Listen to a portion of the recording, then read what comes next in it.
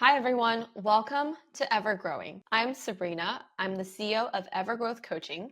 Being a leader is hard. There are a lot of fears and lots of challenges working with people. And I'm here to share with you the biggest breakthroughs that I see in my coaching sessions working with 8 to 9 figure CEOs in tech.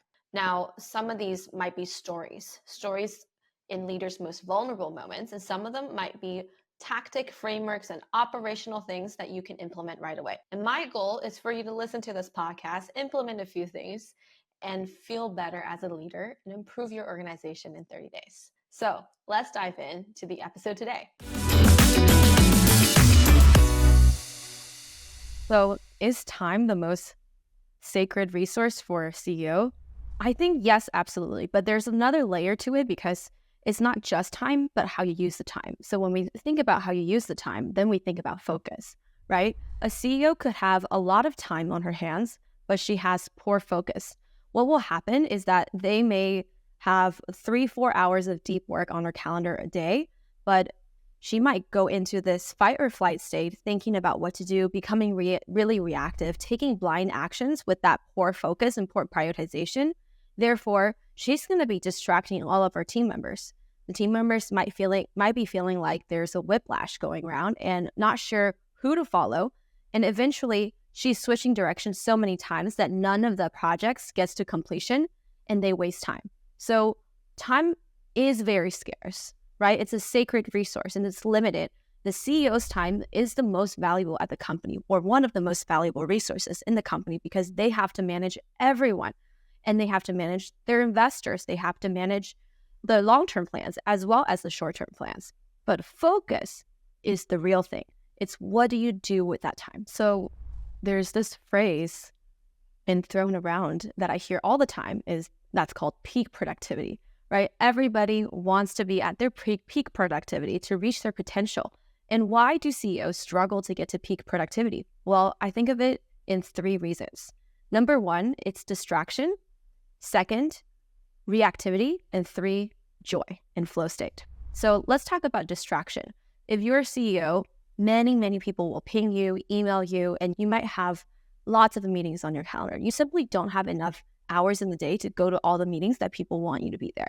So as you're finally sitting down and thinking about writing or reviewing the product roadmap, you get 10 Slack messages and you feel bad to not respond to your teammates, so you respond right away. If you're getting distracted, you get to responding to Slack messages, and at the end of the day, you feel tired and you're not having your best hours working on that product roadmap. And that's why you're not at peak productivity. The second reason, reactiveness, is really letting your day being dictated by what's incoming. So this is a really human tendency, and we all do this at some point. We, at some point, go to our phones and look at who's texted us, and we'll respond, right? This is kind of reactive if you think about it. You're letting whoever decides to reach you to dictate what actions you take. When you do that, you let your time be sucked away in these initiatives, whether they're important or not. So what I've recommended to a lot of my clients is, well, first of all, don't go to your phone first thing in the morning. Take time for yourself. In order to reach your highest productivity, the best type of thinking mind that you can have, you need energy. You need to find your way back to yourself. So take some deep breaths in the morning, go out into the sun, feel the sun on your skin, talk to your family and friends and fuel yourself with energy so that you can go through the rest of your day, right? And when you're ready to work, you might just spend a few minutes thinking about what's most important for me to get done today.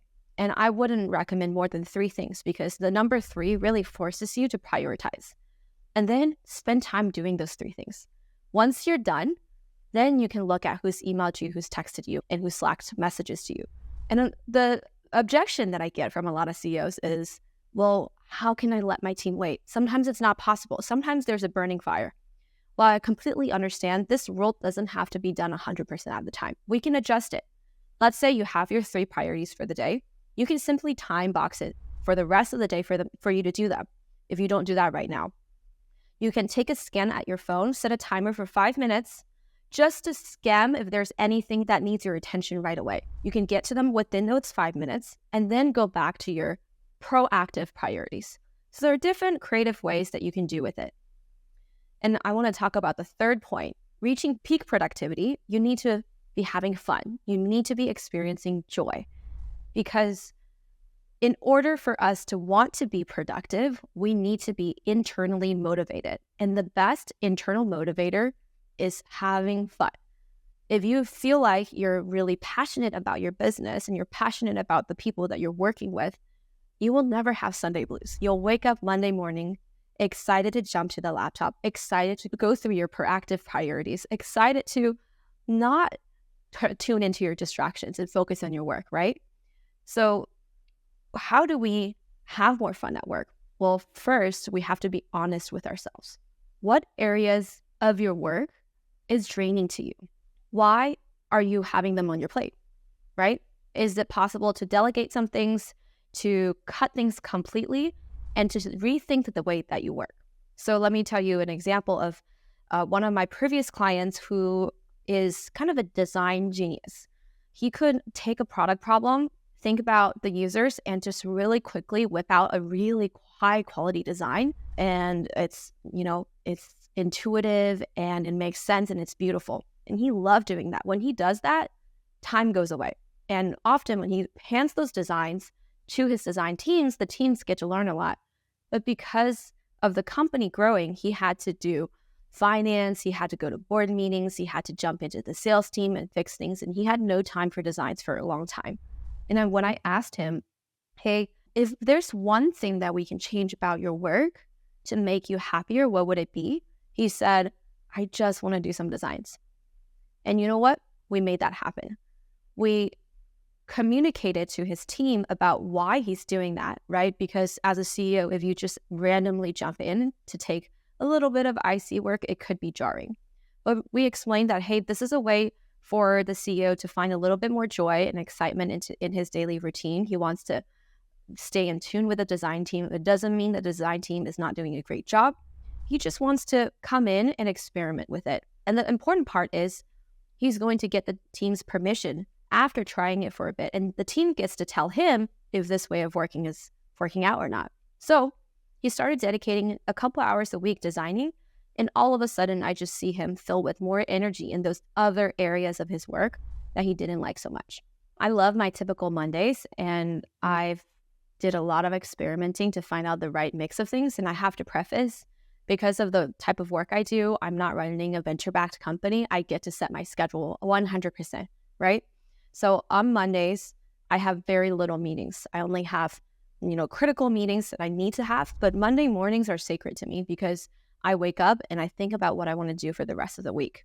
And then I write and I create content, because those are the things that take the most amount of my deep work and focus time. And sometimes I hate creating content the most, depending on what kind of content that I'm creating. So I really want to make sure that I'm motivating myself to do it first thing in the morning and giving myself a lot more time, right? So come Sunday night, I think about my Monday. I know that I'm going to have a pace that I can set when I wake up in the morning. I know what I'm going to be doing, and that feels great. Now, if you're a venture-backed CEO, that's not always possible. A lot of times Monday mornings are reserved for team meetings to set the tone of the week. I know a lot of CEOs who will take Sundays, sometimes just 10, 20 minutes to think about their weekly goals, or they'll take the Friday afternoon to end their week that way. But notice how there's always a reflection period of how did last week go, and what do I want to take from the last week to this week, and how do I want this week to go? And from my personal example, whether you have as much autonomy or not, I always ask myself, how do I want to lead this week?